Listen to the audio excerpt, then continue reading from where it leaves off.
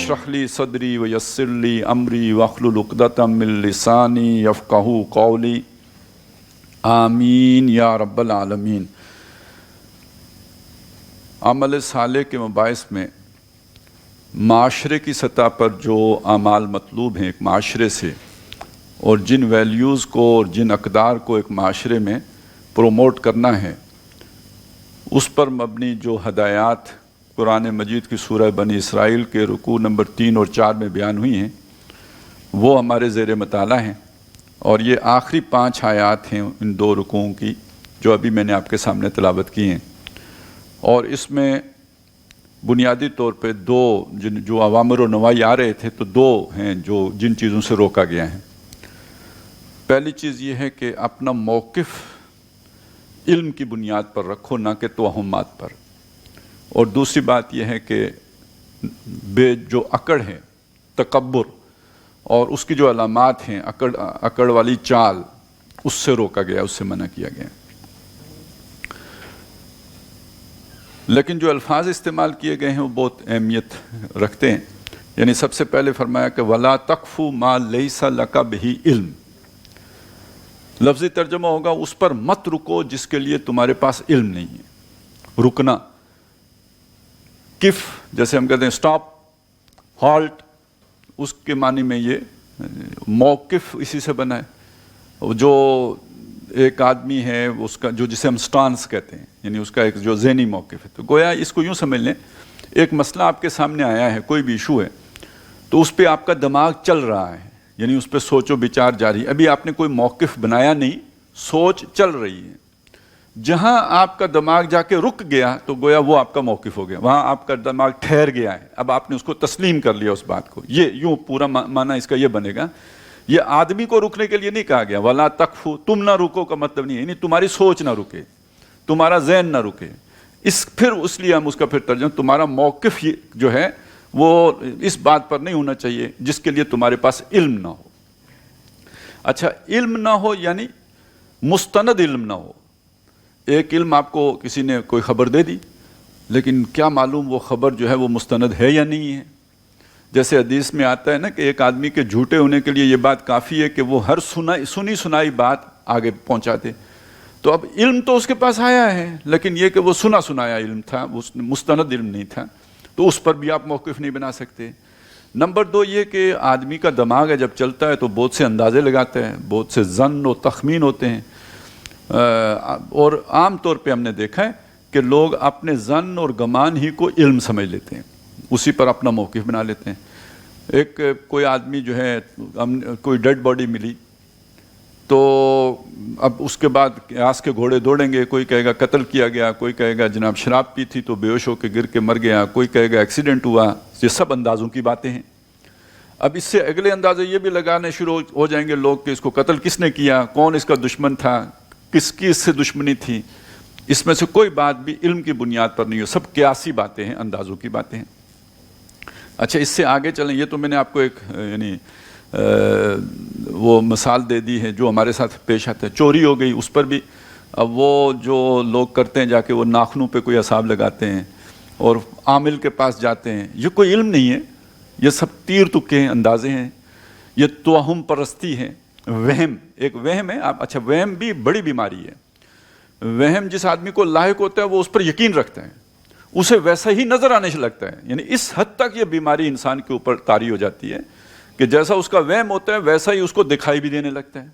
वो सारी चीज़ें उसी के साथ जो है वो सिंक्रोनाइज हो जाती है, उसी तरतीब में उसके सामने आ रही होती हैं, तो उसका तो यकीन बन गया होता है उसके ऊपर। तो लेकिन उसकी कोई, जिसे कहते हैं ना, जो मुस्तनद आपके पास बात नहीं है। एक वहम से शुरू हुआ और वो बढ़ता बढ़ता बढ़ता एक तूमार बन गया। अब इससे आगे है, आपको जिन्नात ने खबरें ला के दी हैं। जो हमारे माशरे में हो रहा है वो मैं आपको बता रहा हूँ। जिन्नात से खबरें मिल गई हैं, और वो कोई पीर पंजर साहब है, उन्होंने पेशन गोई की है कि अगले 4 दिनों में जो है मार्शल लॉ लगने वाला है।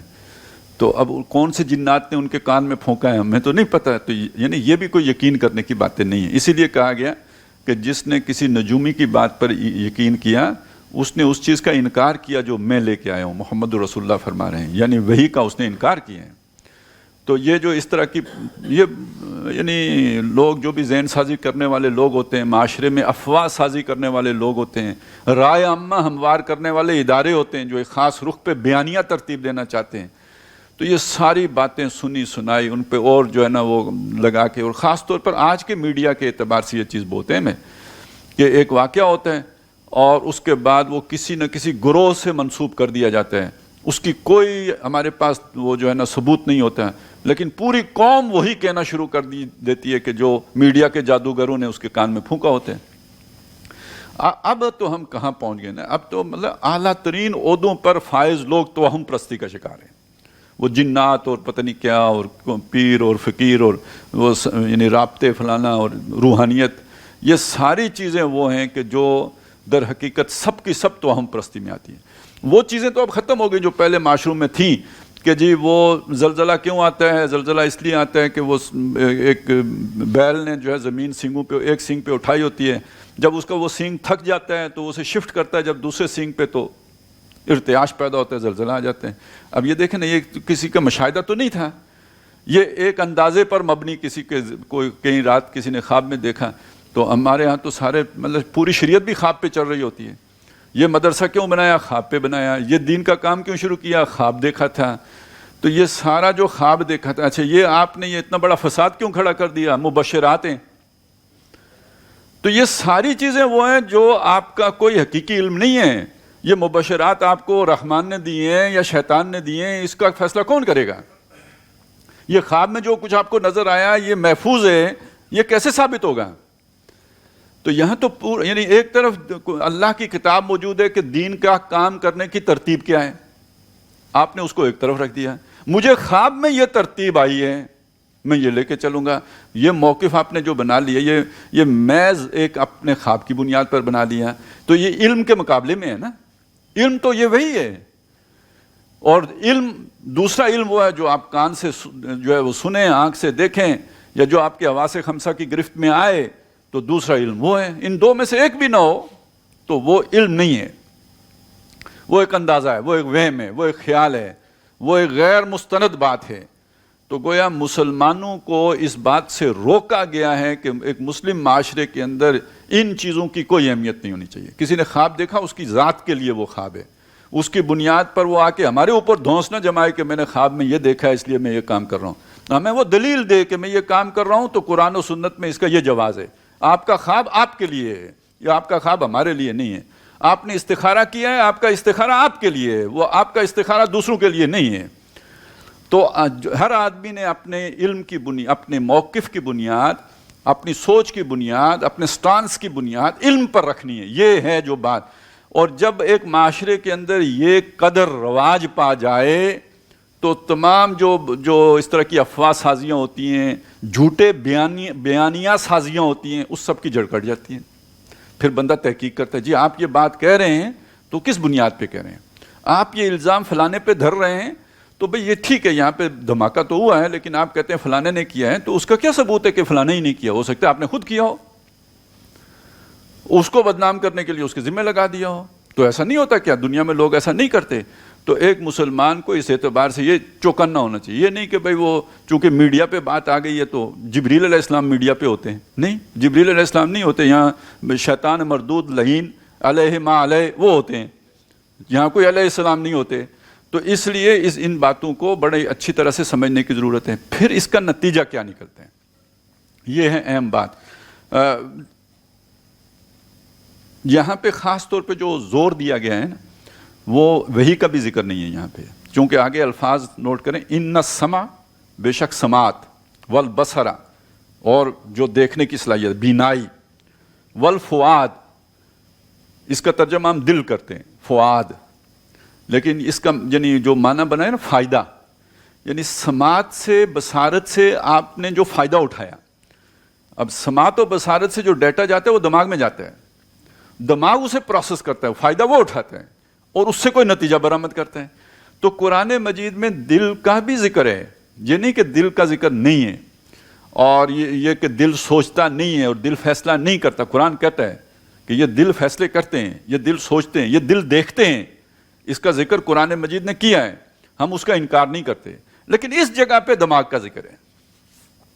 یہ تو سیاق و سباق معین کرتا ہے نا کہ یہاں دل کا بات ہو رہی ہے یا دماغ کی بات ہو رہی ہے. تو یہاں جو ذکر ہے وہ دماغ کا ذکر ہے. تو دماغ ایک بہت بڑی صلاحیت ہے جو اللہ نے دی. آپ ذرا کبھی سوچ کے دیکھیں کہ ہم نتائج کیسے اخذ کرتے ہیں. یہ کتنا جو ہے اللہ تعالیٰ نے انٹیلیجنس کا نظام ہے جو ہمارے اندر فیڈ کیا ہوا ہے, بلٹ ان ہے. وہ ہمارا کوئی شعوری پروسیس ہوتا بھی نہیں, بس ایک ڈیٹا آتا ہے اور ہم اسے پروسیس کر کے کچھ نتائج نکال لیتے ہیں.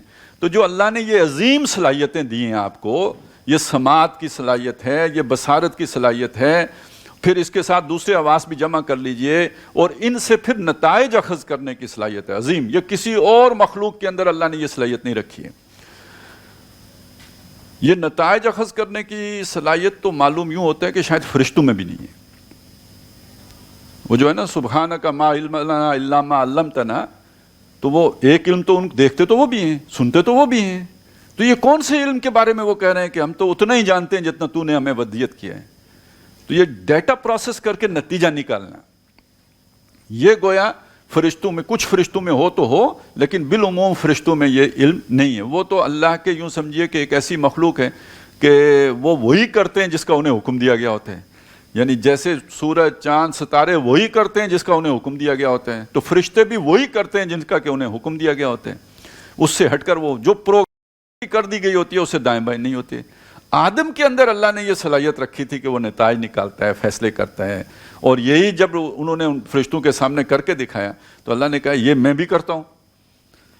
تو میرا خلیفہ بننے کا حقدار یہ ہے جو کم از کم اس عمل میں مجھ سے قریب تر ہے, تو اس لیے میں اس کو خلافت دے رہا ہوں. یہ ہے وہ سارا جو, تو گویا انسان کو خلافت اس بنیاد پر ملی کہ اس کی سماعت, اس کی بصارت, اور اس کے اندر سے پھر فکر, سوچ, نتیجہ نکالنے کی صلاحیت. تو یہ جو صلاحیتیں اللہ نے دی ہیں بڑی عظیم صلاحیتیں ہیں. اور جو ہوتا ہے نا کفران نعمت, کسی نعمت کی قدر نہ کرنا اور کسی نعمت کا شکر ادا نہ کرنا, تو اس نعمت کی ناقدری اور ناشکری یہ ہے کہ آپ محض اندازوں پر باتیں کرنا شروع کر دیں, محض گمانوں پہ باتیں کرنا شروع کر دیں. تو اس کی قدر یہ ہے کہ آپ اپنا موقف ان جو بھی آپ کو ان وسائل سے جو معلومات ملیں, مستند معلومات, ان کے اوپر اپنا موقف رکھیں. اگر آپ دیکھیں, سوچیں, آج دنیا میں جتنی بھی سائنٹیفک ترقی ہوئی ہے اس کے پیچھے یہی اصول کار فرما ہے کہ جو چیز ہماری حواس خمسہ کے گرفت میں آئے گی اسے مانیں گے, اور جو گرفت میں نہیں آئے گی اسے نہیں مانیں گے. یہی بنیادی اصول ہے. اور اس پر اتنا جیسے متشددانہ موقف بنایا ہے نا یہ, کہ وہی کو بھی نہیں مانیں گے. یعنی انتہا ہو گئی نا, انتہا پسندی سب سے بڑی یہ ہے. حالانکہ وہی بھی ایک انتہائی جسے کہتے ہیں نا محفوظ ذریعہ علم ہے. اللہ نے اپنے علم میں سے ہمیں نوازا ہے, جس کو ہماری آنکھیں جو چیز نہیں دیکھ سکتی, جو چیز ہماری آنکھیں نہیں دیکھ سکتی, ہمارے کان نہیں سن سکتے, ہم جسے محسوس نہیں کر سکتے, وہ اللہ نے ہمیں اس علم کے ذریعے سے بتا دیا. تو وہ تو سب سے محفوظ ذریعہ علم ہو گیا. اور صرف قرآن مجید ہی نہیں ہے, محمد رسول اللہ صلی اللہ علیہ وسلم کے فرمودات بھی ہیں. وما ينطق عن الهوى ان هو الا وحی یوحی. یہ جو وحی ہے یہ دو طرح کی وحی ہے, ایک ہے وحی جلی اور ایک ہے وحی خفی. وحی جلی وہ ہے جو قرآن مجید کی صورت میں ہمارے پاس ہے, اسے وحی مطلوب بھی کہتے ہیں, وہ وحی جس کی تلاوت کی جاتی ہے. اور ایک وحی خفی ہے جو نبی صلی اللہ علیہ وسلم کے فرمودات ہیں, وہ بھی اللہ کی طرف سے وحی شدہ ہیں, لیکن یہ کہ یعنی وہ قرآن کے الفاظ کی طرح نہیں ہے, وہ وحی غیر مطلوب ہے یا وحی خفی ہے. تو اس اعتبار سے آپ سمجھیں تو وہ دونوں ذرائع جو ہے بڑے محفوظ ذریعے ہیں. اچھا, اس کی چھان پھٹک بھی پوری کی پوری ہو گئی ہے. جو احادیث مرتب کی گئی ہیں کتب, تو اس میں وہ پوری چھان پھٹک کر کے جو بھی انسانی وسائل ہیں ان کا مستند ہونا ثابت کرنے کے بعد مرتب کر کے ہمارے سامنے رکھا گیا ہے. تاریخ انسانی میں اس سے بڑا ریسرچ ورک کبھی نہیں ہوا, نہ اس سے پہلے نہ اس کے بعد, کہ جو حضور صلی اللہ علیہ وسلم کے اقوال و افعال و فرمودات کو جمع کرنے کے لیے کیا گیا ہے. محدثین نے کیا ہے, پوری زندگیاں لگا کے کیا ہے. یہ کوئی گیلپ سروے نہیں ہے کہ وہ 5 بچے گئے, انہوں نے جا کے ادھر سے 10 بندوں سے پوچھ کے تو ڈیٹا دے دیا, اور انہوں نے ٹک کر کے تو کہہ دیا جی 80% نواز شریف کے ساتھ ہیں, 20% بے نظیر کے ساتھ ہیں. یہ وہ والا چکر نہیں ہے. یہاں پوری زندگیاں لگی ہیں. اتنا بڑا ریسرچ ورک کبھی نہیں ہوا ہے تاریخ میں جو حضور صلی اللہ علیہ وسلم کے اقوال و افعال کو جمع کرنے کے لیے کیا گیا ہے. تو وہ بھی ایک ذریعہ ہے ہمارے پاس. تو اس پر ہمارا ایمان بالغیب ہے کہ یہ تو ہے ہی ہے, وہ کوئی توہم نہیں ہے, وہ کوئی وہم نہیں ہے. لیکن اس کے بعد دنیا کے معاملات میں اور دنیا کو سمجھنے کے اعتبار سے یہ اندازہ ہو سکتا ہے کسی کا کہ زمین چپٹی ہے.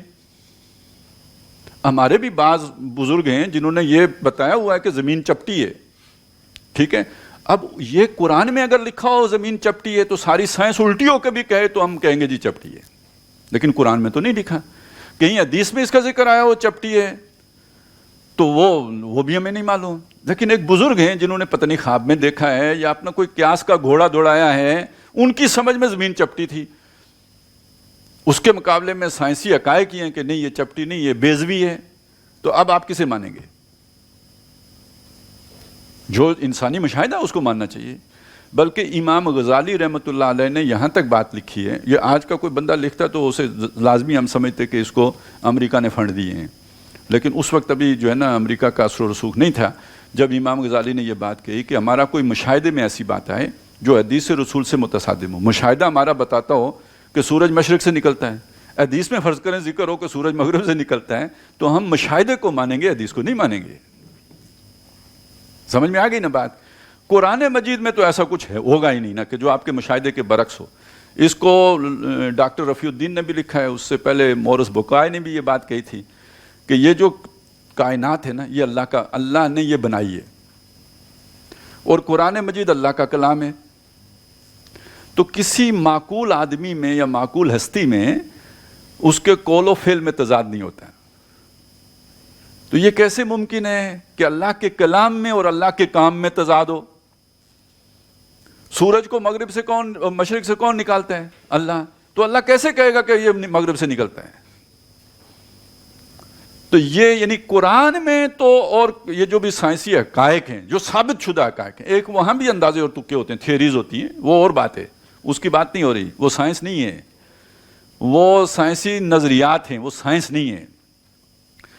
فیکٹ جو ہے جو سائنس نے پروو کر دیا, پروون فیکٹ, وہ قرآن سے متصادم نہیں ہوگا, نیور. یہ تو قرآن کی حقانیت کی سب سے بڑی دلیل ہے کہ ایسا آج تک کوئی ایک شے دریافت نہیں ہوئی ہے یا کوئی ایک اصول ایسا نہیں سامنے آیا ہے سائنسی کہ جو فی الواقع قرآن مجید کی کسی آیت سے متضاد یا متصادم ہو. تو قرآن میں اور سائنسی حقائق میں تو کوئی بودھ ہے ہی نہیں. حدیث میں بھی وہ نہیں ہوگا, لیکن بالفرض اگر ہو تو وہ ہم سمجھیں گے کہ کوئی کسی, اصل میں یہ بھی سمجھ لیجئے کہ یہ ہمارا ماننا یہ ہے قرآن لفظاً محفوظ ہے, حدیث جو ہے وہ مانن محفوظ ہے, لفظاً محفوظ نہیں ہے. تو جو حضور صلی اللہ علیہ وسلم کے کلمات ہوں وہ شاید کچھ اور ہوں, اب وہ رپورٹ کچھ اور ہو گئے, اس کی وجہ سے وہ ابہام پیدا ہو گیا, تو ہم سمجھیں گے کہ راوی کو رپورٹ کرنے میں کوئی جو ہے وہ مسئلہ پیش آ گیا. اس وقت کی سمجھ چونکہ نہیں تھی لہذا وہ اس طرح کا جھول ہو سکتے ہیں, امکان ہے اس بات کا, تو چلیں اس کی تو ہم تعویل کر لیں گے, لیکن یہ کہ قرآن مجید سے کوئی شے متصادم نہیں آئے گی. باقی رہ گیا یہ کہ جو بھی آپ موقف رکھیں گے وہ جب اس پہ رکھیں گے تو ایک اس کا نتیجہ یہ نکلے گا کہ پھر آپ کو آگے بڑھنے کا موقع ملے گا, نئے نئے سائنسی ایجادات اور دریافات ہونے کا راستہ کھلے گا. نہیں تو آپ اگر وہ محض جو پرانے فلسفی ہوتے تھے ان کی طرح اگر آپ چلیں گے تو صرف اندازے اور تیر اور تکے ہی ہیں. ارسطو بہت بڑا منطقی سمجھا جاتا ہے, لیکن اس کا یہ لطیفہ بھی مشہور ہے کہ اس سے کسی نے پوچھا کہ عورت جو ہے وہ ناقص العقل کیوں ہے. یہ پرانا فلسفہ ہے کہ عورتیں ناقص العقل ہیں. تو ارسطو سے کسی نے پوچھا کہ عورت ناقص العقل کیا ہے, کیوں ہے؟ تو اس نے کہا کہ اس کے 32 دانت نہیں ہوتے. پہلی دلیل تو دیکھیے کیا ہے, عقل کے ساتھ دانتوں کو جوڑا ہے, اور دوسرا یہ کہ عورتوں کے 32 دانت نہیں ہوتے. یعنی اس نے کبھی, یعنی یہ پرانے جو فلسفی ہوتے تھے یہ کام کرنے کو, یہ کمی والا جو تصور ہے نا یہ ان کا ہے. یعنی جو ایرسٹوکریسی کیا ہے, اشرافیہ, ان کا کام کرنا نہیں ہے. یعنی جو بندہ کام کرے گا وہ اچھا سوچ نہیں سکتا, اور جو اچھا سوچے گا وہ کام نہیں کرے گا. یہ ایک جو ان کا ایک طور طریقہ تھا. تو یعنی سوچنے والا بندہ دنیا کا سب سے نکما آدمی, بالکل فضول فالتو, گھر میں بند, اور وہ بس ہر وقت جو ہے نا وہ آنکھیں اوپر اٹھائے اور ٹھوڑی کے نیچے ہاتھ رکھے اور سوچتا رہے گا، نوکر چاہ کر اس کی خدمت کرتے رہیں گے، مٹھی چاپی کرتے رہیں گے، کھلاتے پلاتے رہیں گے، یہ بندہ سوچتا رہے گا. مفکر ایسا آدمی ہوتا ہے. یہ تو ہمارا زمانہ ہے جس نے آ کے بتایا کہ نہیں، یہ تو بڑی محنت کرتا ہے، یہ جنگلوں میں گھومتا ہے، یہ پانیوں میں جاتا ہے، یہ فضاؤں میں اڑتا ہے، تب جا کے مشاہدہ اس کا مکمل ہوتا ہے، یہ زمین میں گھومتا ہے. تو یہ کدھر سے آئی یہ سوچ میں تبدیلی کون لے کے آیا، یہ ذرا سوچئے. یعنی میں نے آپ کو دو انتہائیں بتا دیں، ایک ارسطو کا دور بتا دیا، دوسرا آج کا دور بتا دیا. تو یہ شفٹ کہاں سے ہوا ہے؟ یہ وہ پرانے طریقے سے نکل کے اس نئے طریقے میں داخل کس نے کیا؟ ہمارا دعویٰ یہ ہے کہ نو انسانی کو یہ نیا طریقہ سکھانے والی کتاب قرآن مجید ہے. اور یہ وہ بات ہے وَلَا تَقْفُ مَا لَيْسَ لَكَ بِهِ علم. اس سے پہلے آپ کو یہ چیز کہیں نہیں ملے گی. اور یہ کہ یہ اللہ کے نبی ہیں صلی اللہ علیہ وسلم جنہوں نے نو انسانی کو اس روشنی سے روشناس کرایا ہے، اور پھر اس روشنی سے پھر چیزیں آگے بڑھی ہیں. آج کل آپ یہ ایسی باتیں سنتے ہیں نا کہ جو جتنی بھی کوئی ایجادات ہیں کہیں نہ کہیں پیچھے جا کے مسلم سائنٹسٹ کے ساتھ اس کا تعلق جوڑا جاتا ہے. تو وہ اسی لیے جوڑا جاتا ہے نا کہ اس سے پہلے تو یہ چیزیں تھیں ہی نہیں. بلکہ یہ جو سائنس کی بنیاد ہے یہ بھی سمجھ لیجئے، لاجک دو طرح کی ہوتی ہے. لاجک سے ہم اصل میں وہ بھی ہمارا جو یہ پروسیس ہے نا نتیجہ نکالنے کا، تو یہ جس کا میں نے ابھی ذکر کیا کہ ہمیں ڈیٹا ملتا ہے تو پھر ہم نتیجہ نکالتے ہیں، تو وہ جو پروسیس ہے نا سمجھ لیں وہ لاجک ہے. تو وہ پروسیس دو طرح کا ہوتا ہے. وہ دو طرح کا پروسیس اس طرح ہوتا ہے کہ ہمیں ایک اصول معلوم ہے اور اس اصول سے ہم جزیات اخذ کرتے ہیں، نکالتے ہیں، استخراج کرتے ہیں اس اصول سے. تو اس کو کہتے ہیں استخراجی منطق. یعنی وہ پروسیس یہاں پہ ڈیڈکٹیو پروسیس ہوتا ہے، یعنی آپ اس سے نتائج اخذ کر رہے ہوتے ہیں، نکال رہے ہوتے ہیں. ایک پروسیس ریورس ہے بالکل اس سے، دماغ کا پروسیس. وہ یہ ہے کہ جزیات سے کلیات بنانا. جزیات سے کلیات کیسے بنتے ہیں؟ کہ آپ نے اپنے برتن میں پانی کو دیکھا تو اس کو چاروں کونوں سے اس نے اپنی سطح ہموار رکھی ہوئی تھی. آپ نے اپنی ٹینکی میں پانی کی ٹینکی میں دیکھا تو وہاں بھی وہ اونچا نیچا نہیں تھا، بالکل برابر تھا. آپ نے دریا میں پانی کو دیکھا تو وہاں بھی وہ سطح برقرار رکھے ہوئے ہیں. تو جب آپ نے 5-6 جگہوں پہ پانی کا اس طرح مشاہدہ کیا، اب یہ جزوی مشاہدہ، آپ نے ساری دنیا کا پانی نہیں دیکھا ہے، آپ نے ایک اصول وضع کر لیا کہ پانی سطح ہموار رکھتا ہے. تو یہ جو اصول آپ نے بنایا یہ کس چیز سے بنایا؟ جزیات کے مشاہدے سے آپ نے کلیہ اخذ کیا ہے. اس پروسیس کو کہتے ہیں انڈکٹیو پروسیس یا انڈکٹیو لاجک. استقراء، یہ قرآن کا لفظ اسی مادے سے بنا ہے، یعنی جہاں چیزیں جمع ہو جاتی ہیں. تو آپ نے اجزاء کو جمع کر کے ایک اصول بنا لیا. اب آپ مجھے بتائیں کہ سائنٹیفک طور طریقہ کون سا ہے؟ یہ انڈکٹیو لاجک جو ہے. تو دنیا میں انڈکٹیو لاجک سب سے پہلے انٹروڈیوس ہی قرآن مجید نے کرائی ہے، اس سے پہلے نہیں تھی. پروسیس تھا، ان نون تھا، یعنی انسان غیر شعوری طور پر یہ پروسیس کر لیتا تھا، لیکن یہ کہ اس کو باقاعدہ شعور کی سطح پر قرآن مجید لے کے آئے ہیں. اور اس کو کیسے، یعنی آپ اگر قرآن سے دیکھیں نا تو قرآن نے کیسے کہا؟ اللہ کے وجود کے اس بات کے لیے قرآن نے اسی لاجک کو استعمال کیا ہے. افلا ينظرون الى الابل كيف خلقت والى السماء كيف رفعت والى الجبال كيف نصبت والى الارض كيف سطحت. یہ مختلف چیزیں، اس کے پیچھے اصول تلاش کرو. اس کو بچھایا کس نے، اس کو اٹھایا کس نے، اس کو کھڑا کس نے کیا، تو کوئی پیچھے آپ کو نظر آئے گا. کوئی خالق ہونا چاہیے، کوئی ہستی ہونی چاہیے. تو یہ ثبوت ہے کسی کے وجود کا. یعنی اللہ تعالیٰ کے اس بات کے لیے قرآن مجید نے استخراجی منطق نہیں استعمال کی ہے، اس سے ہو بھی نہیں سکتا تھا. تو وہ تو اتنی بڑی حقیقت ہے تو وہ اس کا استخراج کہاں سے ہوگا؟ ٹھیک ہے نا، وہ تو ہو نہیں سکتا.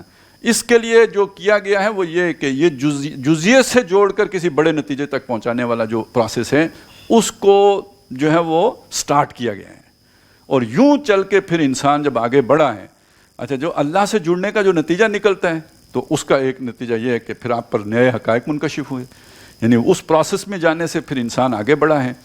تو پہلے مسلمان بڑھے، پھر مسلمان سو گئے یا سلا دیے گئے.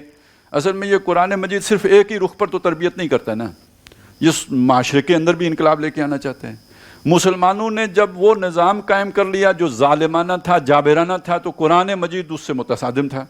قرآن وہ افراد تیار کرتا ہے کہ جو بغاوت کرتے ہیں ظلم کے خلاف. تو یہ مسلمان بادشاہوں کو سوٹ نہیں کرتا تھا کہ قرآن مجید کی تعلیمات مسلمانوں کے اندر عام ہوں، لہٰذا نکال تو سکتے نہیں تھے قرآن کو.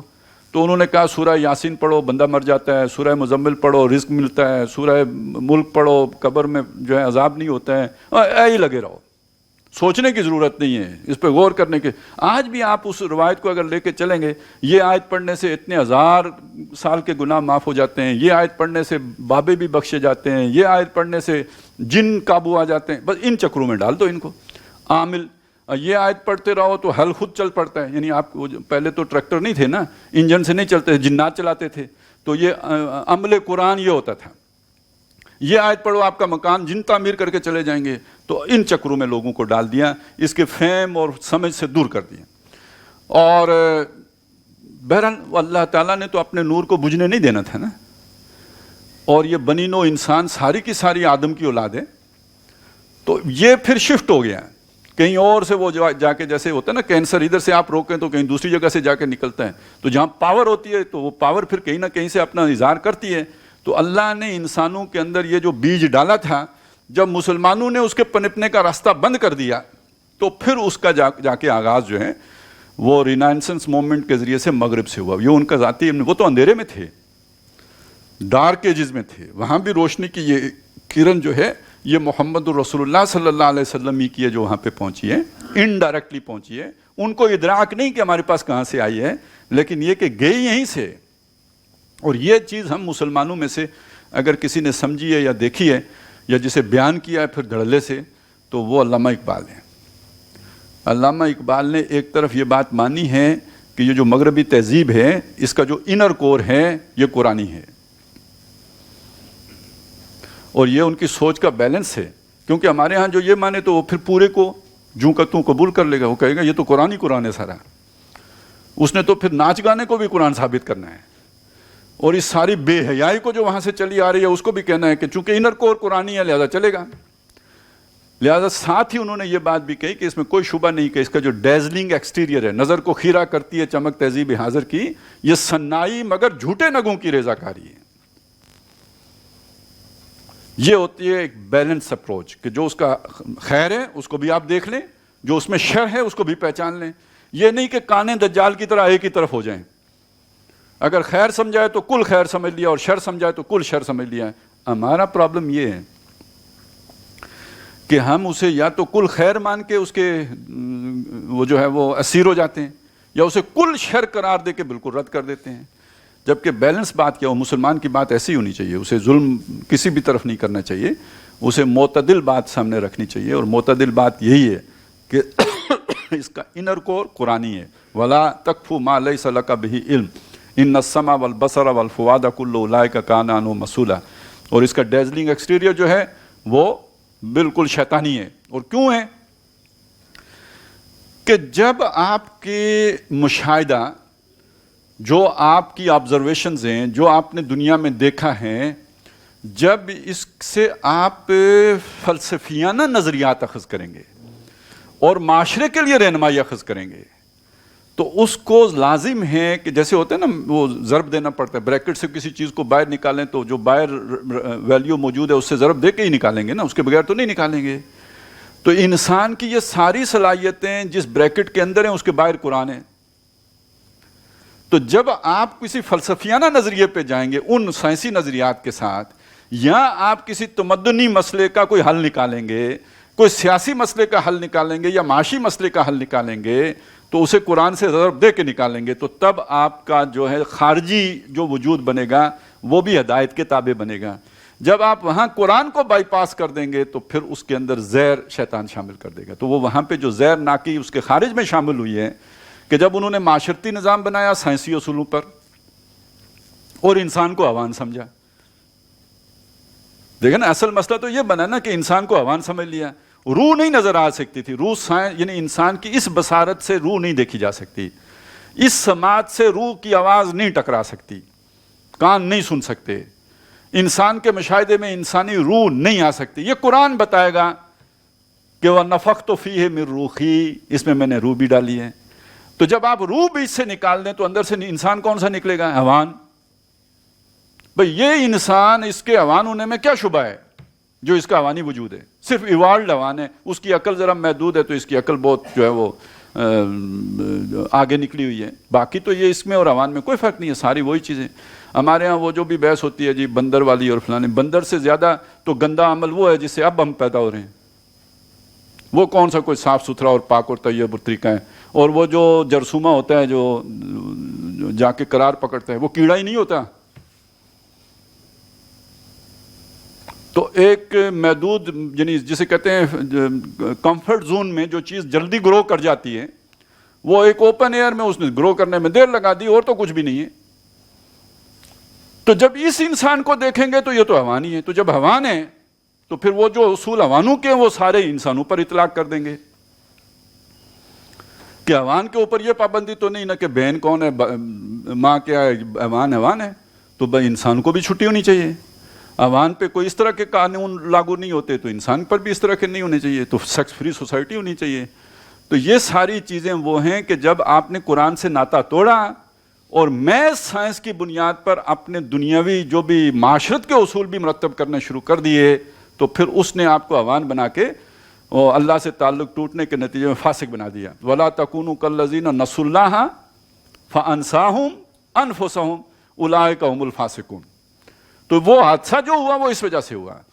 تو گویا اس کے اندر ایک وہ چیز موجود ہیں جو ہمارے اور ان کے درمیان کامن ہو سکتی ہے. ہمیشہ دعوت کا اصول یہ ہے تعالوا الی کلمۃ سواء بیننا و بینکم، آؤ اس کلمے کے طرف کہ جو ہمارے اور تمہارے درمیان مشترک ہے. تو مشترک بات یہ ہے کہ ہم اپنے علم کی بنیاد جو ہے وہ فیکٹ پہ رکھیں گے. اور پھر اس سے اگلی بات یہ ہے کہ بہرحال یہ ایک بہت بڑی جو ہے ہمارے پاس الحق کی جو ہے طرف سے کلام موجود ہے اور کلام حق موجود ہے، اس کے پر بھی ہم پرکھیں گے اور انسانی معاشرے کی تشکیل میں اس کو زیادہ اہمیت دیں گے اپنی عقل کی نسبت. تو تب جا کے معاشرہ صحیح رخ پر چل پڑے گا. لیکن اگر ہم اپنے علم کی بنیاد محض توہمات پر رکھیں گے تو معاشرہ، یعنی آپ اس گھر کا تصور کر لیں، معاشرے کو چھوڑیں نا، معاشرہ گھروں کے مجموعے کا نام ہے، خاندانوں کے مجموعے کا نام ہے. آپ اس گھر کا تصور کر لیں جس گھر میں بیوی شک کرنے والی ہو یا خامد شک کرنے والا ہو یا ساس شک کرنے والی ہو یا بہو شک کرنے والی ہو، اور پھر وہ ان میں سے کوئی عاملوں کے پاس بھی جانے والا ہو، اور پھر یہ کہ جادو ہو گیا اور یہ ہو گیا، ایک مصیبت خانہ نہیں بن جاتا؟ تو جب معاشرے میں یہ چیزیں مروج ہو جائیں تو نوٹیفیکیشن بھی ایشو کرنا مشکل ہو جاتے ہیں کہ اب پیر صاحب بتائیں گے کہ کون سی تاریخ کو ایشو کرنا ہے. باقی ملک اگر جام ہو جاتا ہے تو ہو جائے، پوری دنیا رک جاتی ہے تو رک جائے، ہم نے تو پیر صاحب کے بتانے پہ نوٹیفیکیشن ایشو کرنا ہے. تو وَلَا تَقْفُ مَا لَيْسَ لَكَ بِهِ عِلْمٌ إِنَّ السَّمْعَ وَالْبَصَرَ وَالْفُؤَادَ كُلُّ أُولَٰئِكَ كَانَ عَنْهُ مَسْئُولًا. ان کے بارے میں سوال ہوگا. کل اولئک، یہ جو اللہ نے صلاحیتیں دی ہیں، آنکھیں دی ہیں، کان دیے ہیں، سوچنے کی صلاحیت دی ہے، سمجھنے کی صلاحیت دی ہے، پوچھا جائے گا کہ ان نعمتوں سے استفادہ کیا یا تیر تکے ہی چلاتے رہے یا اندازوں ہی پہ باتیں کرتے رہے. وَلَا تَمْشِ فِي الْأَرْضِ مَرَحًا، اور زمین پر اترا کرنا چلو. یہ اترا کر چلنا جسے ہم اکڑ کے چلنا کہتے ہیں، یہ تکبر کی علامت ہے. ایک آدمی جو اپنے آپ کو باقیوں سے ممتاز سمجھتا ہے، چوزن ون، اور باقیوں کو وہ سمجھتا ہے کہ یہ امیین ہیں، یا یہ کہ یہ جنٹائل ہیں، یا یہ کہ یہ گوئمز ہیں، یا بلڈی سویلین ہیں. اس طرح کی سوچ جب کسی میں آ جاتی ہے تو اس کے اندر پھر دوسروں کے مقابلے میں اپنے آپ کو بڑا دیکھنے کا ایک خبت اس کے سوال، یعنی یہ تو پھر اسے پوری طرح اپنے شکنجے میں لے لیتا ہے. سوچ ہی انسان کی بالکل اور ہو جاتی ہے اور اس میں وہ یعنی یہی سمجھتا ہے کہ میں اسپیشل بندہ ہوں. یہ جو برہمن والی سوچ ہوتی ہے. اب برہمن جو ہے وہ یعنی باقیوں کو تو انسان نہیں سمجھتے. یہودیوں کا مسئلہ قرآن مجید نے بیان کیا ہے کہ یہ باقیوں کو انسان نہیں سمجھتے. تو جب آپ باقیوں کو انسان نہیں سمجھتے تو باقیوں کو کیا سمجھتے ہیں؟ ڈھور ڈنگر سمجھتے ہیں نا. اور اس کا نتیجہ پتہ ہے کیا نکلتا ہے؟ مثلاً ہمارے گھر میں بیل ہے. بیل ہم نے کیوں رکھا ہوا ہے؟ ہم اسے ہل میں جوتتے ہیں، اس لیے رکھا ہوا ہے، بیل رکھا ہوا ہے. تو کام محنت کس نے کیا, زور کس نے لگایا؟ بیل نے. گندم کون کھائے گا؟ ہم کھائیں گے. اسے تو چارہ ڈالیں گے نا, بھوس. گندم ہم کھائیں گے. تو اس کا مطلب بیل اللہ نے میری خدمت کے لیے پیدا کیا نا. هو الذی خلق لکم ما فی الارض جمیعا. جب آپ انسانوں میں سے کسی کو آپ برابر نہیں سمجھیں گے تو اس کا مطلب ہے آپ یہ سمجھیں گے کہ باقی سارے انسان میری خدمت کے لیے پیدا کیے گئے. میں ان سے جس طرح چاہوں کام لوں. لیس علینا فی الامیین سبیل. ان امیوں کے بارے میں اللہ مجھ سے نہیں پوچھے گا کہ تم نے ان پر ظلم کیوں کیا ہے. اچھا بیل ہے تو بیل کو میں جب چاہوں بیچ دوں, نہیں بیچ سکتا. تو جس کے دل میں یہ خناس ہو کہ یہ میری رعایا ہے وہ بیچ بھی دے گا. ہم حیران ہوتے ہیں کہ بیچا تو چلیں بیچا, چھپا کے بیچنا تھا, بعد میں کتاب میں کیوں لکھ دیا. وہ تو سمجھتے ہیں اللہ نے مجھے اس ملک کا حکمران بنایا ہے تو میرا رائٹ ہے جس کو چاہوں بیچوں. جب دماغ خراب ہو, جب شیطان مسلط ہو تو پھر یوں ہی آپ بندہ سوچتا ہے. تو میں چوزن ون ہوں نا, مجھے اللہ نے اتنی 22 کروڑ میں سے اٹھا کے یہاں پہ پہنچا دیا ہے, تو اس کو مطلب میں لاڈلا, میں چہیتا, میں جو ہے وہ پیارا دلارا, اور باقی یہ جو ہے وہ کیڑے مکوڑے تو یہ بیچنے کا حق رکھتا ہوں. 2-4 کو پھڑکانے کا بھی حق رکھتا ہوں, وہاں سے بھی ہٹ کرنے کا حق رکھتا ہوں جہاں سے انہیں پتہ نہ لگے. اب کیڑوں کو بتانے کی ضرورت ہے کہ میں آپ کو کدھر سے ہٹ کروں گا. تو پھر سوچیں یہاں تک پہنچتی ہیں. تو یہ تکبر, آپ نے یہ باتیں سنی ہے نا کہ یہ اللہ کے کندھے کی چادر ہے. جو شخص تکبر اختیار کرتا ہے وہ اللہ کے کندھے کی چادر کھینچتا ہے. یعنی یہ انسلٹ کرنا کسی کی, اس زمانے میں یہی تھا نا, کندھے کی چادر عزت کی علامت ہے. کسی نے وہ آپ کی چادر اگر پکڑ لی, کھینچ لی, تو اس کا مطلب اس نے آپ کو ذلیل کر دیا. یہ گویا اللہ کے ساتھ مقابلہ کرنے والی بات ہے. چوزن اللہ ہے, یا پھر جس کو اس نے چن لیا رسول ہیں اس کے بعد جس کو اللہ نے جو ذمہ داری دی ہے اس پر مکلف ہے, رسپانسبل ہے, اس سے پوچھ ہوگی. یہ اس کی رعایا نہیں ہے اس معنی میں کہ جیسے آپ کے بیل اور بکریاں ہیں, ان کے بارے میں اس سے پوچھا جائے گا. کلکم رائن و کلکم مسئول عن رعیتہ. ان کے ساتھ جو چاہو سلوک کرو, ایسا مسئلہ نہیں ہے. ان کی نسبت تمہارا امتحان بڑا ہے, تم کو بڑے امتحان میں ڈالا گیا ہے کہ اتنے لوگوں کی ذمہ داری تمہارے اوپر آ گئی ہے. تو جن کو پتا تھا تو وہ تو جب خلیفہ تھے تو کہتے کاش میں گھاس کا تنکا ہوتا, کاش میں درختوں پہ چہچانے والی چڑیا ہوتا. جنہیں پتا تھا رسپانسبلٹی کا کہ ہے کیا, جن کے جسم میں ذرا ضعف ہوا تو اللہ سے فریاد کی, اللہ اب یہ ذمہ داری اٹھانے کے قابل میں نہیں رہا ہوں, مجھے دنیا سے اٹھا لے. یہ حضرت عمر کا واقعہ نا, آج سے واپسی پہ, کہ جب انہیں لگا میں اب اتنی بھاگ دوڑ نہیں کر سکتا, عمر کا اس حصے میں آؤں, تو خود یعنی وہ ذمہ داری محسوس کر رہے ہیں. اور اگر یہ سوچ نہیں ہے, یہ رعایا ہے, اور وہ گھمنڈ اور تکبر ہے انسان کے اندر کہ میں باقیوں کی نسبت بڑا ہوں, تو پھر اس کا نتیجہ یہ نکلے گا کہ جائے بھاڑ میں. رعایا نا, بکری جب چاہوں ذبح کروں, جب چاہوں بیچوں, جب چاہوں کھاؤں, جب چاہوں اسے کچھ دوں یا نہ دوں. تو یہ سوچ میں اتنا بڑا فرق آ جاتا ہے, اور یہ تکبر اتنا بڑا جرم ہے. اور جس معاشرے میں یہ تقسیم وجود میں آ جائے انسانوں کے درمیان, مستکبرین اور مستضعفین, کچھ لوگ اپنے آپ کو بڑا بنا لیں اور کچھ لوگ جو ہے بالکل نیچے دبے رہ جائیں, ان کے نیچے پسے ہوئے ہوں. سوسائٹی 2 طبقات میں تقسیم کر دی جائے, جو فرعون نے کیا تھا. سورہ قصص کے شروع میں فرعون کا جو سب سے بڑا جرم بیان کیا گیا کہ اللہ کے بندوں کو اس نے 2 حصوں میں تقسیم کر دیا تھا. ایک مستکبرین کا طبقہ تھا اور دوسرا مستضعفین کا طبقہ تھا. تو اللہ نے چاہا کہ اپنے بندوں پر احسان کرے, تو اس نے موسیٰ علیہ السلام کی والدہ کو کہا کہ جس کو دودھ پلاتی رہیں, یہاں تک کہ جب خطرہ ہو تو اس کو تابوت میں ڈال کے سپرد دریا پاک. کی ساری کہانی آپ کو معلوم ہے. یہ تقسیم انسانوں کے درمیان, یہ ظلم روا رکھنا, اسپیشل رائٹس دینا کچھ لوگوں کو, اور کچھ کو بلند و بالا کر دینا اور کچھ کو پست و زیری کر دینا, یہ تکبر کی سب سے بڑی علامت ہے. سب سے بڑی علامت. 2 طرح کے قوانین بنا دینا, ایک کلاس کے لیے قانون اور ہے, ضابطہ اور ہے, طور طریقے اور ہیں, پروٹوکول اور ہے, دوسری کلاس کے لیے ضابطہ قانون پروٹوکول اور ہیں. یہ اللہ کی مخلوق میں یہ تقسیم کرنا یہ تکبر کی سب سے بڑی علامت ہے. تو یہ علامتیں تو معاشرے میں پھر جو تباہی لے کے آتی ہے. اس لیے نا ویسے اگر یہ کوئی انفرادی فعل ہوتا, میں اکڑ کے چلتا, صرف چلنے ہی سے اس کا تعلق ہوتا, اس سے آپ کو کیا مسئلہ ہوتا؟ صرف اتنا ہی ہوتا کہ ہو سکتا ہے آپ ذرا جلدی سے جا رہے ہوتے تو آپ کو رکنا پڑتا کہ بھئی یہ ایک اکڑ خان جا رہا ہے, اس کو گزر لینے دیں. لیکن یہ صرف اتنا سا مسئلہ نہیں ہے, اس کے یہ پورے نظام کو پھر خراب کر دینے والا مسئلہ ہے. لہٰذا اس کی اصلاح ضروری سمجھی گئی کہ ولا تمشی فی الارض مرحا, زمین پر اکڑ کرنا چلو, انک لن, اچھا بڑا پیارا انداز ہے جو یہاں اختیار کیا گیا, انک لن تخرق الارض ولن تبلغ الجبال طولا. اچھا یہ جو اکڑی ہوئی چال ہوتی ہے اس کے جو اظہار ہوتے ہیں وہ دو ہی طریقے سے ہو سکتے ہیں. ایک ہوتا ہے بندے کی گردن اکڑی ہوئی ہو, وہ جسے ہم کہتے ہیں اس کی گردن میں سریا ہے, تو مطلب یہ اکڑے ہوئے بندے کی گردن لازمی اکڑتی ہے. اور دوسرا ذرا وہ پاؤں ذرا زور سے زمین پہ مارتا ہے نا, وہ اکڑ خان ہے. پتہ نہیں آپ کے وہ ہوا ہوگا نہیں, اصل میں ہمارے تو پہاڑی گھر ہوتے ہیں نا, تو وہ اوپر سے ذرا ان پہ مرغیاں شرگیاں بھی چڑھ جاتی ہیں. پنجاب میں تو گھروں کے اوپر مرغی کا چڑھنا ممکن نہیں ہوتا ہے, تو ہمارے ہاں ایک بات مشہور ہے, جب مرغا جوان ہوتا ہے تو وہ مکان کے درمیان نہیں چلتا, کہ وہ سمجھتا ہے کڑی ٹوٹ جائے گی, ہاں وہ ذرا سائڈ پہ جو دیواروں کے اوپر چلتا ہے.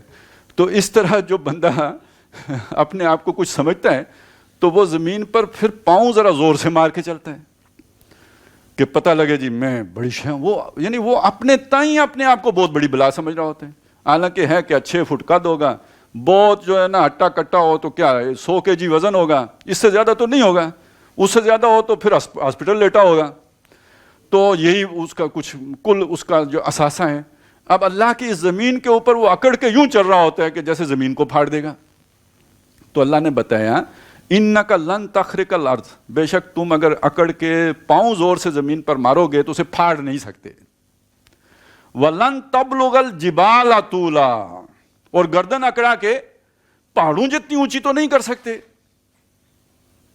اب پہاڑ ماؤنٹ ایوریسٹ بھی ہے, K2 بھی ہے, ٹھیک ہے, تو ویسے تو ہمارا یہ مارگلا بھی ہے. کوئی بندہ کتنا ہی اکڑ لے مارگلا جتنا اونچا بھی نہیں ہو سکتا گردن اونچی کرنے سے. تو یہاں سمجھایا, یعنی یہ بھی ایک بڑا لطیف انداز میں اوقات یاد دلانا ہے کہ تمہاری اوقات ہے کیا. کیا پدی کا شوربہ, وہ اب بھی کبھی کبھی نظر آتا ہے, بہت کم. ایک چڑیا ہوتی ہے بلکہ چھوٹی سی, بہت چھوٹی سی چڑیا, اس میں سفید اور کالی دھاریاں ہوتی ہیں, اور اس کو ہمارے ہاں کہتے تھے ڈبا ٹسا. ٹسا ویسے بھی ٹسی چیز, چھوٹی چیز, اور ڈبا اس لیے کہتے ہیں اس کے رنگوں کی فرق کی وجہ سے ڈبا ٹسا. تو اس کے بارے میں مشہور تھا کہ یہ ایک دفعہ کسی گھاس کے, وہ جو ہوتے ہیں نا گھاس زمین کے اوپر, اس کی کسی تند کے ساتھ اس کی ٹانگ اڑ گئی. اب وہ اڑ رہا ہے تو اس کی وہ چھوٹ نہیں رہی. تو کسی نے پوچھا کہ بھئی کیا کر رہے ہو؟ میں کہا نہیں ویسے زمین تول رہا ہوں. ڈبا ٹسا پھنسا ہوا کس میں؟ گھاس کے تنکے کے ساتھ. کیا کہہ رہا ہے؟ زمین تول رہا ہوں. تو اس کی اوقات یہ ہے. اسی طرح تمہاری اوقات یہ ہے کہ زمین پہ پاؤں زور سے مار کے تم زمین پھاڑ نہیں سکتے, اور گردن اونچی کر کے پہاڑوں جتنی اونچی نہیں کر سکتے, تو پھر کیوں اکڑتے ہو؟ باقی یہ کہ محاذ جنگ پر دشمن کے مقابلے میں اس کی اجازت ہے. لہذا کہ اس اعتبار سے ٹریننگ بندہ لے, کچھ ایکسرسائز کرے کہ جناب کبھی دشمن سے آمنا سامنا ہوگا تو پھر اس کے بعد ہم اکڑ کے دکھائیں گے. لیکن آج کل کی جنگ میں تو آمنا سامنا ہوتا ہی نہیں. اب گائیڈڈ میزائل 3000 میل 6000 میل, بین البر اعظمی, شارٹ رینج میزائل, فلانے میزائل, ایٹم بم, تو اب تو آمنے سامنے والا مقابلہ ہی نہیں. تو پھر وہ بھی اکڑ والی وہ ایک دلیل بھی ختم ہو گئی. بس ایک وہ ان کی باقی ہے, وہ جو کون سے ہیں اپنے واگا بارڈر والے. وَلَا تَمْشِ فِي الْأَرْضِ مَرَحًا إِنَّكَ لَن تَخْرِقَ الْأَرْضَ وَلَن تَبْلُغَ الْجِبَالَ طُولًا كُلُّ ذَلِكَ كَانَ سَيِّئُهُ عِندَ رَبِّكَ مَكْرُوهًا. یہ سب کے سب تیرے رب کی نظر میں سیئات ہیں, برائیاں ہیں. مکروہا, ناپسندیدہ برائیاں ہیں. کہنے کوئی بہت ہلکی پھلکی بات لگے گی, لیکن انتہائی مکروہ بات ہے, انتہائی ناپسندیدہ بات ہے. اور اللہ تعالیٰ کی نظر میں یہ بہت برے اعمال ہیں جو اگر ان میں سے کوئی کرو گے. اب یہاں کل وہ ساری باتوں کے لیے آ گیا جو ہم نے پیچھے پڑھی ہے. یعنی اس میں پہلی بات اللہ کے سوا کسی کی عبادت کی جائے, دوسری بات ماں باپ کے ساتھ احسان کیا جائے یعنی ان کی ناقدری نہ کی جائے, تیسرا یہ کہ جو مفقود الحال لوگ ہیں, محروم طبقات ہیں, ان کا لحاظ رکھا جائے.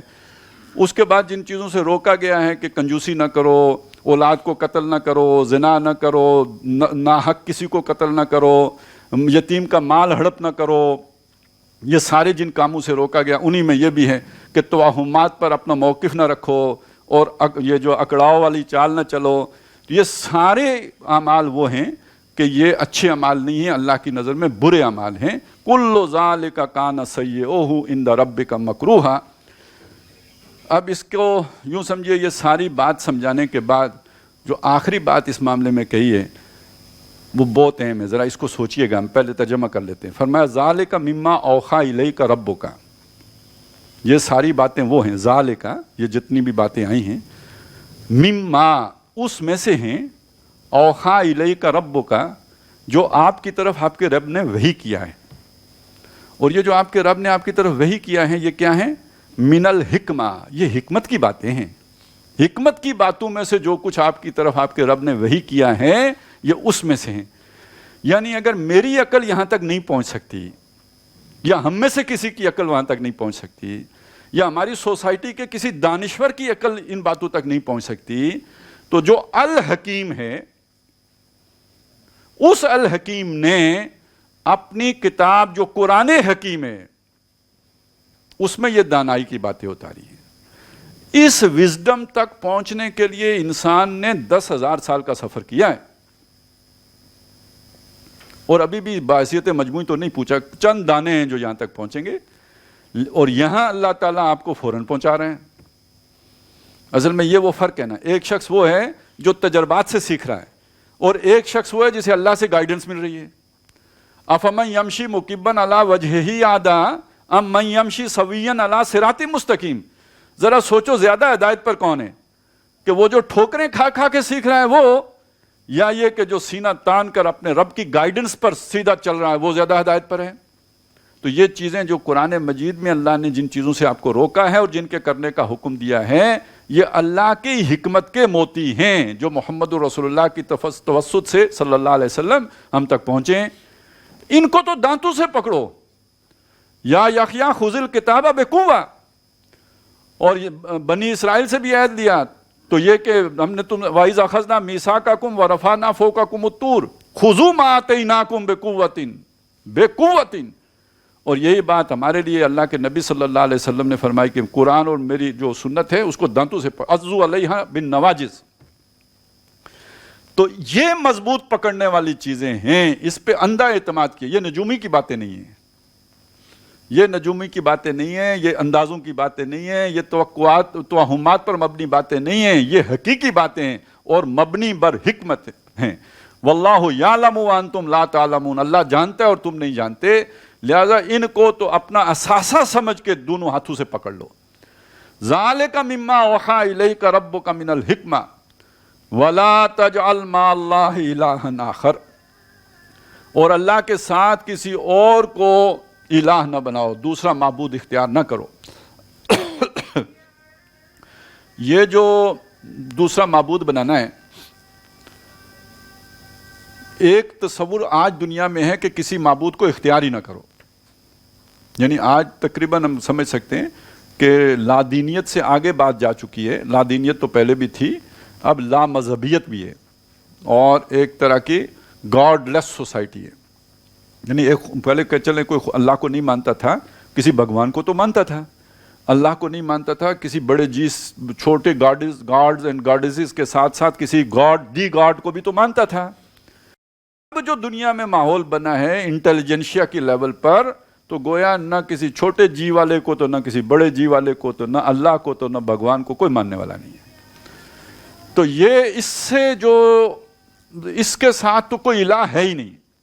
دنیا میں جو شرک رہا ہے وہ کیا رہا ہے؟ اللہ کو مان کر اس کے ساتھ اوروں کو ماننا. تو شرک کا امکان وہیں پہ ہے جہاں پہ اللہ کو مانا جاتا ہے.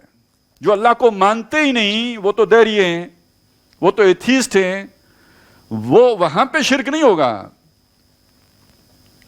شرک تو ہوتا ہے نا کسی یعنی اللہ کے ساتھ کسی اور کو شریک کرنا. تو جو اللہ ہی کو نہیں مانتا وہ اس کے ساتھ شریک کسی اور کو کیا کرے گا؟ ہاں اللہ کے مقابلے میں کسی اور سے محبت ضرور کرے گا.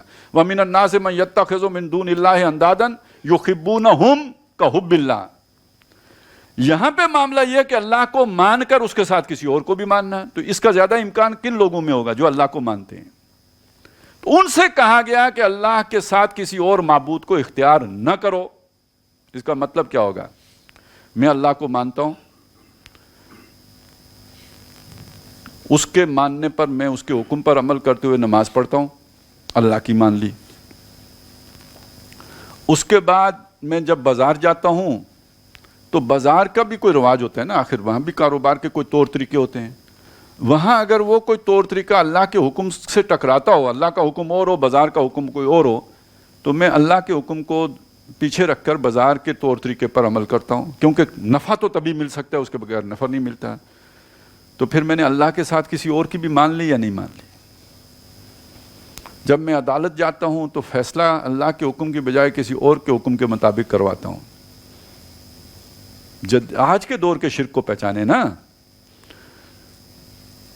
تو یہ اللہ کے ساتھ دوسرے الہ کو ماننے والی بات. الہ کا لفظ جو ہے کسی کو حاکم ماننا, الہ صرف معبود ماننا ہی نہیں ہے, پرستش والی بات ہی نہیں ہے اس کے اندر. اس کے اندر وہ باقاعدہ حاکم ماننے والی بات ہے, حکم ماننا کسی کا.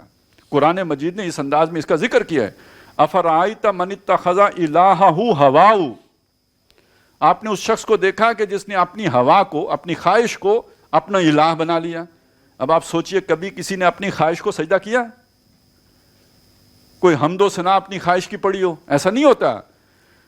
خواہش پر چلنا گویا خواہش کو الہ بنانا ہے, اس کا حکم ماننا, خواہش پوری کرنا. اسی معنی میں فرعون الہ اور رب تھا. یعنی جو فرعون نے کہا نا انا ربکم الاعلی, تو وہ کس معنی میں کہہ رہا ہے؟ تمہیں میں نے پیدا کیا.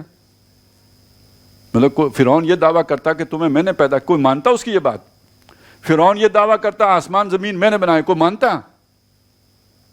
تو وہ پاگل تھا یہ دعویٰ کرے. تو کس معنی میں الہ تھا یا رب تھا؟ حکم میرا چلے گا. الیس لی ملک مصر, کیا مصر کی بادشاہی میری نہیں ہے؟ موسیٰ کدھر سے آ گیا؟ یہ موسیٰ علیہ السلام کے مقابلے میں اس نے کہا تھا نا. اللہ کہتا ہے کہ بادشاہی میری ہے آسمانوں اور زمین کی. اب ادھر فرعون کھڑا ہو کے کہہ رہا ہے کہ مصر کی بادشاہی میری ہے. بیچ میں موسیٰ علیہ السلام ہے جو اللہ کی بات کرنے والے ہیں کہ یہ بھئی اللہ کی بادشاہی ہے, تم اس کے نمائندے کی حیثیت سے تو چل سکتے ہو. انہوں نے کہا نہیں, مصر کی بادشاہی میری ہے. اور اس جو ہے وہ کانٹیکس میں وہ یہ بات کہہ رہا ہے انا ربکم الاعلی, میں تمہارا اعلیٰ رب ہوں. اور رب بمانا ماسٹر, آقا, کہ تمہارے اوپر میرا حکم چلے گا, تم میرے غلام ہو, تمہیں میری بات ماننی ہوگی. اتھارٹی میرے پاس ہے آرڈر کرنے کی, مقنن میں ہوں, قانون سازی میں کروں گا, جو میں قانون دوں گا اس پر تمہیں چلنا ہوگا, کسی اور کا قانون میرے ملک میں نہیں چلے گا. تو وہ تو آ کے برابر کھڑا ہو گیا نا اللہ کے. اب جو اس کے قانون کو مان لے گا ادھر جا کے موسیٰ علیہ السلام کے ساتھ نمازیں بھی پڑھ لے گا, اس نے شرک کیا یا نہیں کیا؟ اسی معنی میں قرآن مجید نے یہود کے علماء اور ان کے جو درویش ہیں ان کو رب کہا ہے. اتخذوا اخبارہم و رہبانہم اربابا من دون اللہ, انہوں نے اپنے اخبار کو اور اپنے رہبان کو اللہ کے مقابلے میں رب بنایا ہوا ہے. یعنی جو وہ تشریح کریں گے قرآن کی اور تورات کی, وہ آخری ہے, اس پر کوئی سوال نہیں اٹھایا جا سکتا, وہ ماننی پڑے گی. وہ ہفتے کے دن جو ہے وہ تجارت, وہ مچھلیاں پکڑنے کا راستہ نکال لیں تو کوئی کوشچن نہیں ہو سکتا. مقدس ہستی ہیں, توہین وہ ہو جائے گی, رسالت ہو جائے گی, یا توہین رہبان ہو جائے گی, تو ان کو سے پوچھا نہیں جا سکتا. پوچھو گے تو گستاخی ہے, پوچھو گے تو بدتمیزی ہے, پوچھو گے تو سوء ادب ہے. تو جس کا ادب اس درجے میں کیا جائے, جس کو یہ مقام دے دیا جائے کہ وہ کوشچن ہو ہی نہیں سکتا, تو یہ تو صرف اللہ کا مقام ہے. تو اتخذوا اخبارہم و رہبانہم اربابا من دون اللہ. تو اس کو سمجھ لیجئے, اللہ کے ساتھ کسی اور کو معبود نہ بنانا. تو یہ ہمیں اس معاملے میں بے فکر نہیں ہونا چاہیے کہ ہم شرک سے پاک ہیں.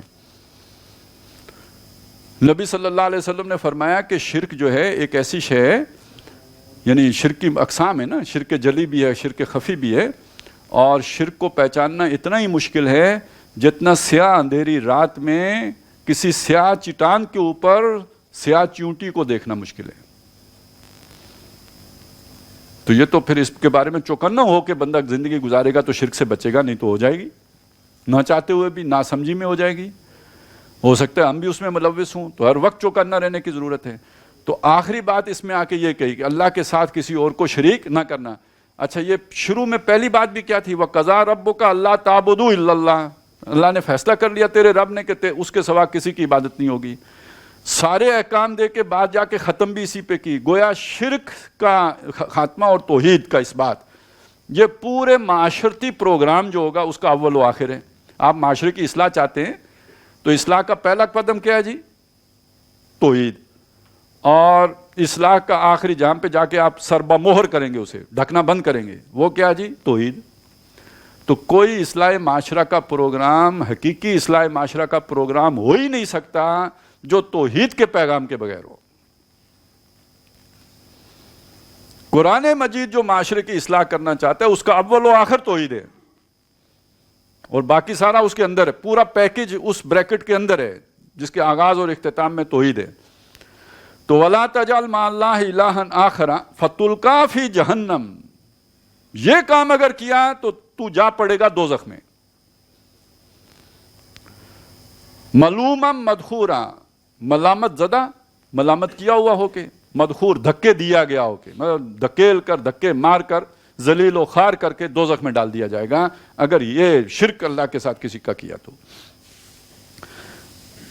اب آخری آیت ہے جس میں اصل میں مشرکین مکہ کے خاص شرک کا ذکر کیا گیا ہے۔ آپ کو معلوم ہے کہ ان کا ایک شرک یہ بھی تھا، وہ دیوی دیوتے بھی تھے، لیکن ایک شرک یہ بھی تھا کہ وہ فرشتوں کو اللہ کی بیٹیاں مانتے تھے، اور یہ شرک انہوں نے اس لیے اختیار کیا تھا کہ یہ بیٹیاں بہت لاڈلی ہوتی ہیں اور خود قتل کر دیتے تھے، لیکن سمجھتے یہ تھے کہ بیٹیاں لاڈلی ہوتی ہیں، اور اللہ کی بیٹیاں جو اللہ سے بات کریں تو اللہ ان کی بات ٹالتا نہیں، تو ہم ان فرشتوں کو اس لیے پوجتے ہیں کہ وہ اللہ کے ہاں ہماری سفارش کریں گے اور نتیجے میں ہم جنت چلے جائیں گے۔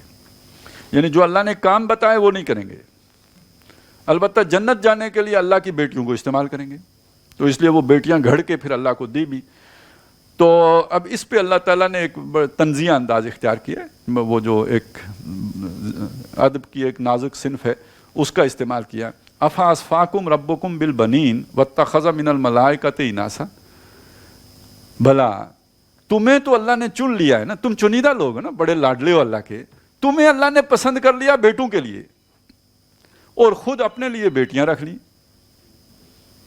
جن کو تم حقیر جانتے ہو، جن کو تم اپنے گھر میں رکھنا گوارا، انہیں قتل کر دیتے ہو۔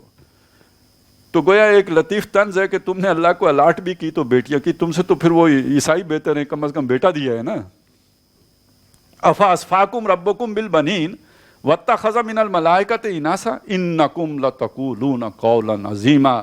اب ایک دم جیسے غضب بھڑکتا ہے، وہ پہلی بات تو اس طرح ذرا لائٹ موڈ والی ہو گئی، لیکن پھر ایک دم غضبناک انداز ہے کہ تم اپنے منہ سے بہت عظیم بات ہے جو نکال رہے ہو، بہت عظیم کلمہ ہے، بہت گستاخی کا کلمہ ہے جو تم نکال رہے ہو۔